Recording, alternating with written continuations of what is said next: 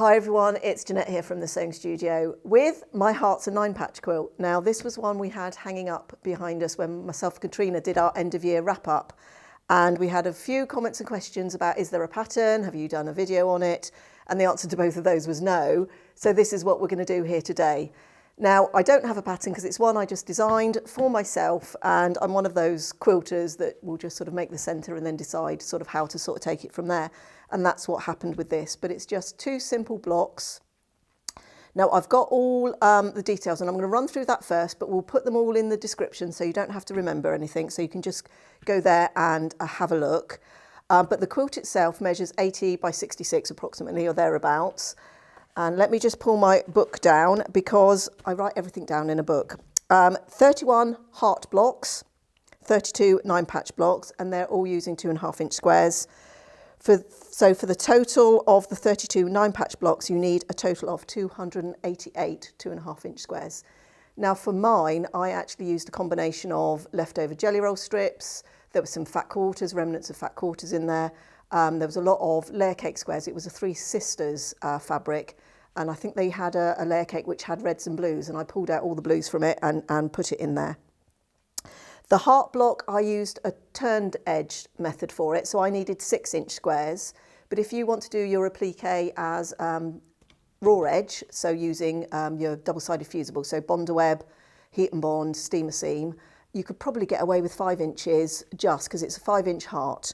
Now, unfortunately, I can't give you the heart template because it's not my template, so I don't have permission to share it. But as I said, it's a 5-inch heart, so just find yourself a nice 5-inch heart shape that you like. And that will work perfectly. Turned edge, you need a little bit more than the 5 inches, but you can probably just squeeze it onto a charm pack if you're careful for a 5-inch heart. The border, the second border, which is also made up of 2.5-inch squares, you need a total of 188 2.5-inch squares for that border. So combined between the 9 patches and that pieced border, you need a total of 396 2.5-inch squares. I would never have remembered all of those numbers. Now I'll talk a little bit later about the sizes of the other borders and bits and pieces when we have a look at the quilt in the close-ups, but that's just sort of like the overall quantities of fabric you need. I think for the background, for the squares, I used about 1 metre. So, and I cut, because we need to trim them to 6.5 inches, I oversized them a little bit, so I cut 7-inch squares. So we need 31 7-inch squares, so 1 metre of fabric. So for our US viewers, our meters is 40 inches basically. So you'll need about 1.25 yards. Because I know your yards is 36, so you'll need a bit more than 1 yard. So I'm just checking through to make sure I've covered the basis for the patchwork, and I think I have. So as I said, I'll go through the sizes of the borders, etc. when we come to the end and have a look at the quilt. So we're going to start by making the 9-patch, and it's one of my favourite blocks. I mean, I say that about all the blocks, don't I? They're all my favourites. It's like children, they're all my favourites. And you can either do what I call a random 9-patch, where you can put the colours anywhere, or you can do sort of the more formal 9-patch blocks. Now, if I just put these under the close-up and explain what I mean by that. So this is sort of one of the traditional 9-patch blocks, where we've got 5 lights layout and 4 darks. So you can do the blocks like that, or you could reverse that order and have the 5 darks and 4 lights. So they're sort of what I think of as the more formal 9-patch layouts. Or you can do like I've done on this quilt, and you can do a random 9-patch, and that's that one there, where you just put the colours wherever you want to, basically, any pattern that pleases your eye. Now, when I'm working with scraps, this is a useful one to do because you don't need a set quantity of lights and darks. You can just use whatever you've got to make your block. So it's a little bit more flexible, but you can do any of those 3 or mix and match and have all of those 3 in your quilt. It really doesn't matter because this is a sort of a scrappy looking version. So we'll just lay those there. Now I've got my little basket back, and I'm going to put it under the close-up because you can see this was the basket that I had my scrap quilt in at the beginning of the year, and it's all been emptied. I didn't quite use all the 2.5-inch squares. The ones I didn't use, they've gone back into my stash ready for another day. But what I have got in here now are sort of my creams, my neutrals as I call them, and some reds. And I've been making some of the 9-patch blocks, so I'm getting a little bit low, so I'll probably need to fill this up at some point. So what I'm going to do is just grab those two sets out of the basket, and I like to have it in a basket, I should say, because I can have it next to my machine, and you can make these blocks in between sewing other things. So it's always like a little bit of a bonus quilt going on, and it comes together really quite quickly without very much effort. So I'm going to take these to the machine. I'm going to just put together a little 9-patch block. Now, one of the things I like about this machine, and this is the Memorycraft 9480 QC, is it's got a really nice wide area here, so I can sort of lay things out a little bit here. So I'm just going to choose, and these are just coming off the pile as they come off the pile. I'm just going to choose some fabrics, and all I look for here is some variation if I've got it in sort of patterns and colours. Now, have I got any plain neutrals? I'm not going to be too picky. No, I'm getting quite a lot of the same ones left, so let's just use something that's a little bit different. And actually down here, I think I'm going to put a couple of reds together. So I'm going to put that one there. And you can see I'm just looking for some which read a little bit darker, some that read a little bit lighter. Let's put that one in. And then one more neutral that I haven't used so far. Let's go for that one. So that's going to be my scrappy 9-patch. And then we're just going to sew them together. So I say this is definitely a good one for a leader ender. So I've got my machine set up, 1/4 inch foot, set at 1/4 inch seam, and I've tested to make sure that is accurate. Now this is a machine I use quite a bit, so I know that's where the machine setting needs to be. And we're just going to sew.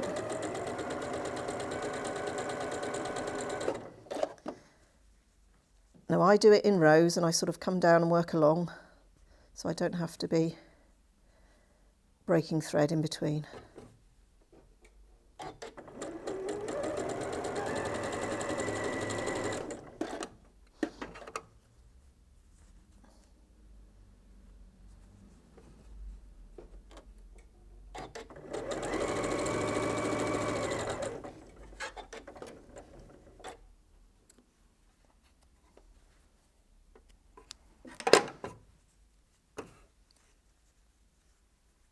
It doesn't really matter which way you press the seams, you just want to press them in a way.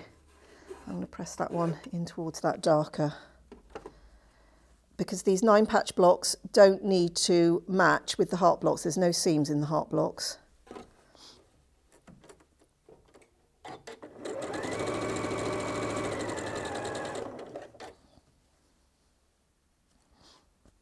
that was in the middle.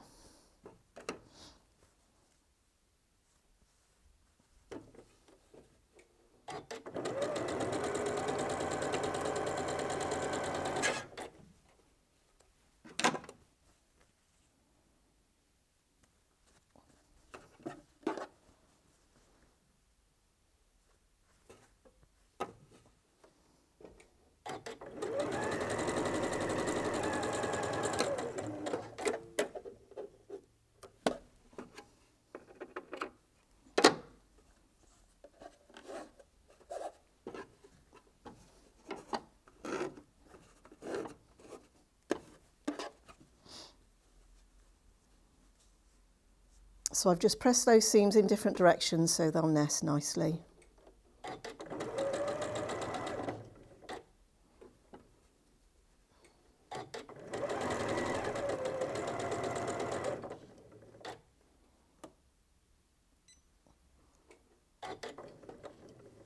Just going to take that hover function off my machine because I want the foot to hold my fabric a bit when I stop.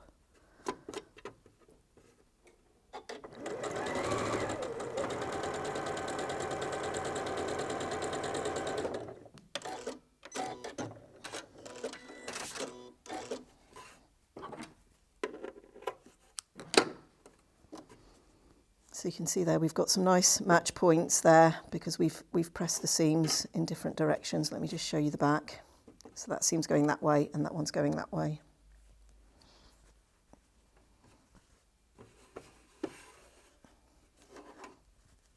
And then our seams here are going out, so I'm going to press this one with the seams going in.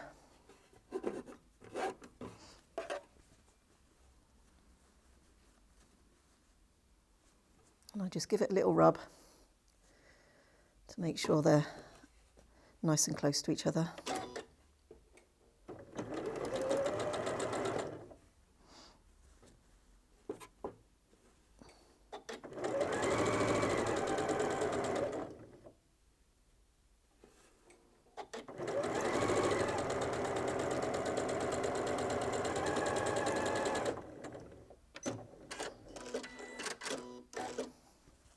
And that's our 9-patch block made. So it's really nice and simple. And as I said, you can have these by your machine and you can use them as leaders and enders. So as you're sewing other things, you can just be putting these little blocks together.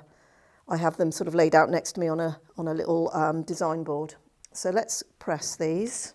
So here the seams don't have to go in any particular way because, as I said, I'm just going to wait for the iron to warm up. There's nothing. They don't need to match into the heart block. There's no seams or anything in the heart blocks that we need to match into. So what I tend to do is press these 2 final seams that I've sewn it together open, and then the block lays nice and flat, but you could just press to one side. Just waiting for that iron to get nice and hot.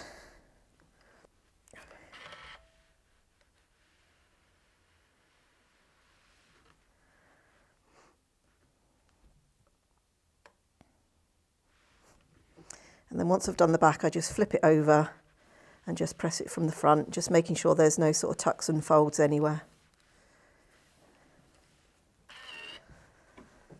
And there's our 9-patch block. So let me put that in under the close-up.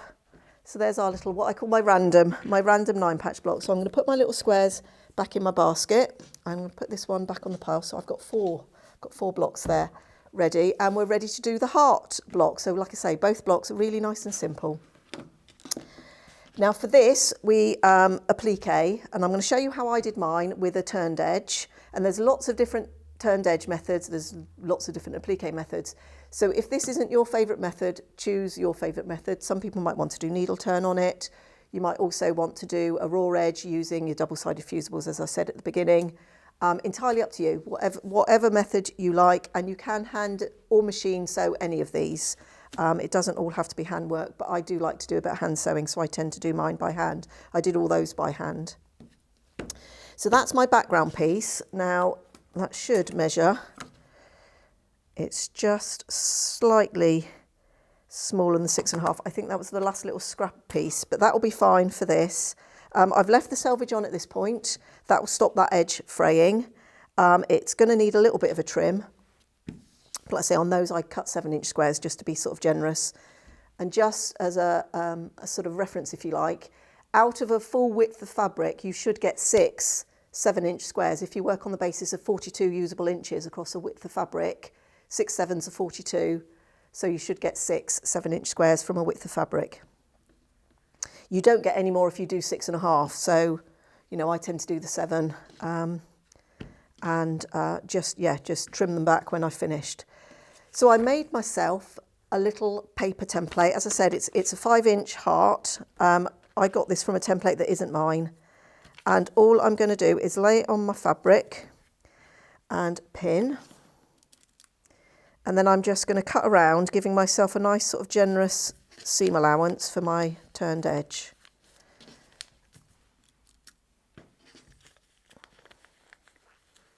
I say lots of different applique methods, but this is what I did for that quilt, so I thought I would share that with you.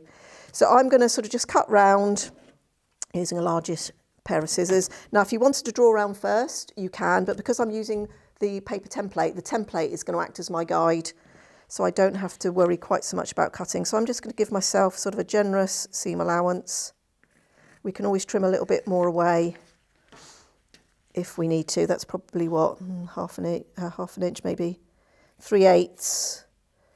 A 1/4 inch sometimes I find is a little bit too tight, so I'd rather give myself more than not quite have enough, because we don't want holes.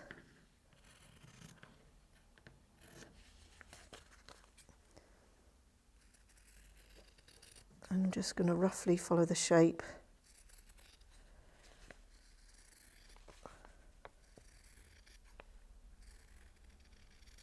Like so. So that's what mine is looking like. I'm not going to throw that, will get thrown away. That I could probably get a hexagon out of that, so we're definitely going to keep hold of that. Let me put it in my basket. Right, throw that away.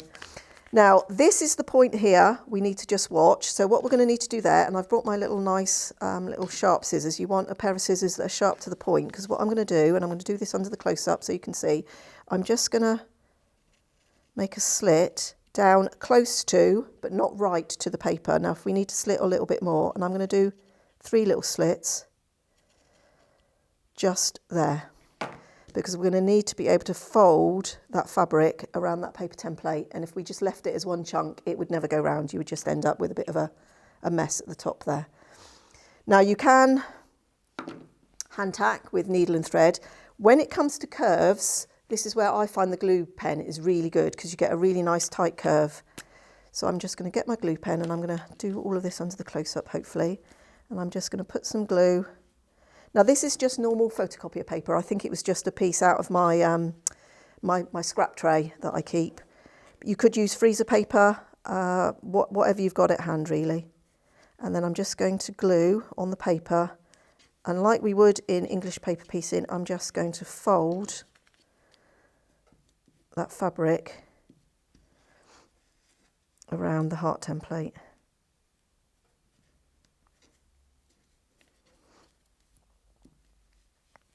Sorry, trying to stay pretty much under the close-up. Right, I need a bit more glue there. A bit more down there to hold it.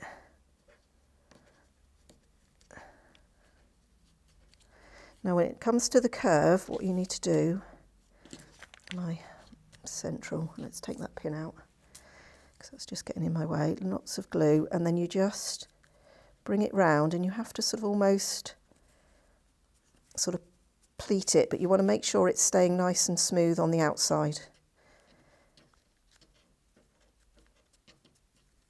And just keep going round.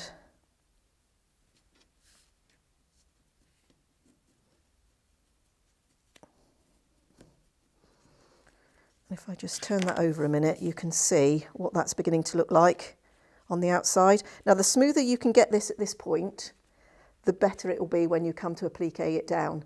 Now, if you're hand appliquing it, you can use your needle to sort of pull in sort of bits and pieces, but, you know, try to get that as smooth as you can at this point, because then you'll have a nice smooth shape.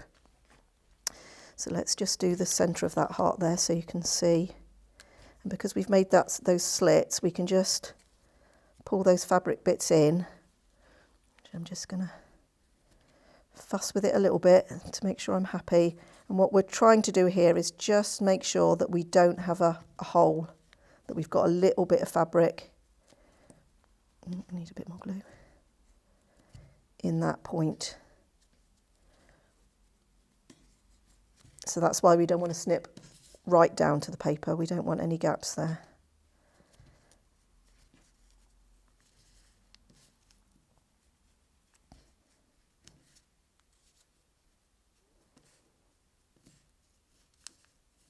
And go a little bit of glue under that.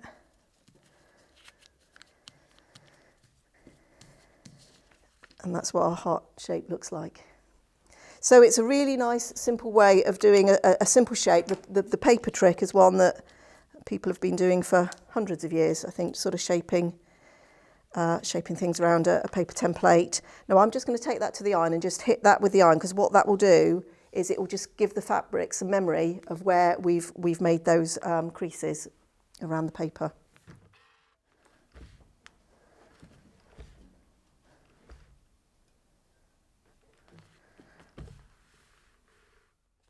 There we are, and that's our shape. So I think, what did I say, 31 of those, so do that 31 times. Now, sometimes I find it a bit boring just to sit there and do all of that to all 31, so I'll make half a dozen, stitch them down, make another half a dozen more, stitch them down, and just sort of keep doing. But that's the sort of thing I'll sort of sit in front of the TV in the evenings and just sort of sit there and do that quietly in my own time, or Sunday afternoon, what I call my Sunday afternoon sewing. So once we've got it to that, I leave the paper in at this point. You can take the paper out because we've ironed it, but I tend to leave the paper in, and then we're just going to fold the fabric to find the centre.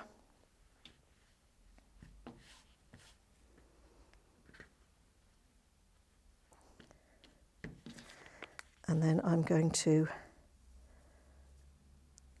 line that up. No, I'm actually going to move it that way a little bit because we've got that there.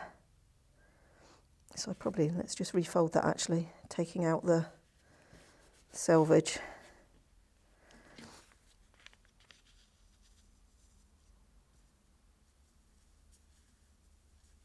And I'm just sort of eyeballing the top and the bottom. You can get your ruler out and measure it if you want.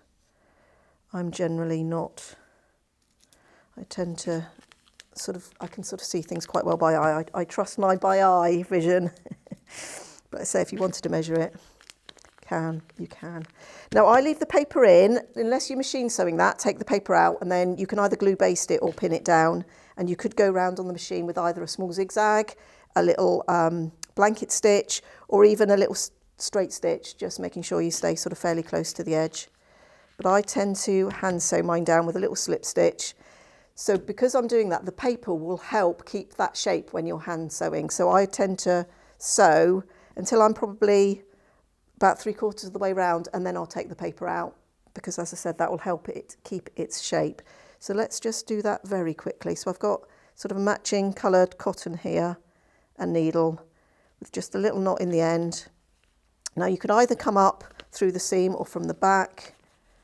I'm just going to come up from the back and just show you a little slip stitch. So I'm going to come up through and come out right on the fold of the fabric. I'm going to try and hold it fairly still under the close-up. So I've come out right on the fold of that fabric. And then I'm going to take the needle in right next to where I've come out, travel forward a little bit, just taking a little bite.